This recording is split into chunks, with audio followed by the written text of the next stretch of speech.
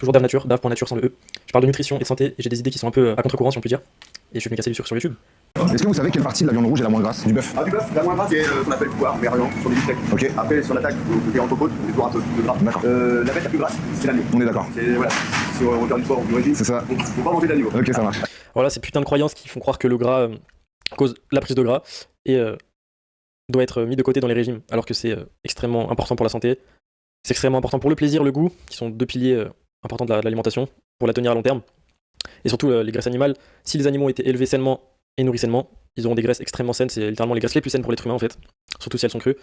Mais là, le problème de la viande musculaire pure, alors certes là c'est de la viande, donc c'est la partie de l'animal la plus riche, enfin, c'est les produits animaux les plus riches en protéines, avec l'aminogramme le plus complet, extrêmement biodisponible, des minéraux très biodisponibles, des vitamines très biodisponibles, très riches.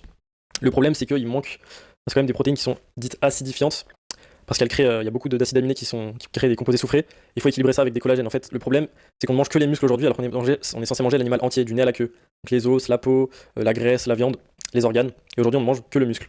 Le problème, c'est que ça crée des déséquilibres. Et donc, potentiellement, à long terme, des problèmes, notamment rénaux, de soi-disant cancer colorectal, mais ça peut être lié à ça aussi. Donc là, ça va manquer de collagène et de gras, en fait, hein, tout simplement. De bons gras, parce que là, il enlève ses gras de viande pour manger du beurre de caca, du beurre d'amande et des amandes, alors qu'il devrait juste enlever les amandes et le beurre d'amande et prendre de la viande grasse. Et le porc d'ailleurs, le problème du porc c'est que vu que c'est un animal monogastrique, lui quand il est nourri aux céréales, il va pas beaucoup convertir des acides gras, donc en fait il va être beaucoup trop riche en acides gras polyinsaturés, dans des ratios qui ne sont plus trop physiologiques en réalité malheureusement. Donc les porcs et les volailles, il faut qu'ils soient nourris parfaitement, leur alimentation naturelle, pour avoir un ratio d'acides gras qui est sain pour nous. Donc pour le porc, là il a raison le mec, c'est que son gras il est pas réellement sain. Après il sera quand même toujours meilleur que encore une fois le beurre d'amande, hein. Vaut mieux manger du porc nourri aux graines que du beurre d'amande, on se le dit.